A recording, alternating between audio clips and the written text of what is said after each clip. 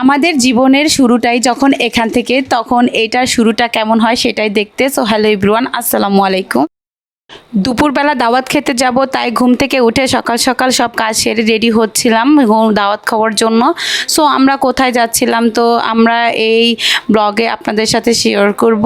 আর এখানে তো প্রচণ্ড রকমের আমাদের গরম আর এত রোদ উঠেছে, কিন্তু রোদটা যেহেতু শরীরে লাগতেছে না, রোদটা অনেক বেশি মিষ্টি ছিল।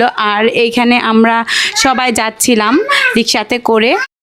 আর এখন তো নতুন ধান গজিয়েছে সবারই খেতে, তো আমরা যেহেতু গ্রামে বসবাস করি, তো যারা ধান বুনে বা রোপণ করে, যাদের গ্রামে বাসা, তারা অবশ্যই জানেন এখন ধানের সিজন চলতেছে। আর গিয়ে দেখি হচ্ছে বরযাত্রীরা চলে আসতেছে। তো হ্যাঁ, একটা কথাই বলেছিলাম শুরুতে, মেয়েদের জীবন এখান থেকে শুরু হয়, কিন্তু না, মেয়েদের বলতে ছেলেদের বলতে কিছুই না, কিন্তু সবার জীবনে যখন নতুন জীবন শুরু হয় তখন সেটা এখান থেকেই।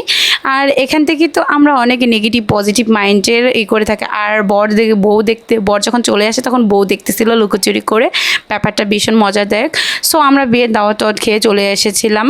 আর একটা মেয়ের জীবন যেহেতু এখান থেকে শুরু, তার হ্যাপিনেসটা এখান থেকেই শুরু হোক, দোয়া করি সবসময় সবার জন্য। সো আমরা গুটি গুটি পায়ে দাওয়াতটা খেয়ে আমরা চলে আসব। আর সবাইকে একটাই কথা বলবো, কোনো মেয়ে বা ইয়ের নামে বিয়ে হলেই বা নেগেটিভ কমেন্ট করব আমরা, সেটা নয়।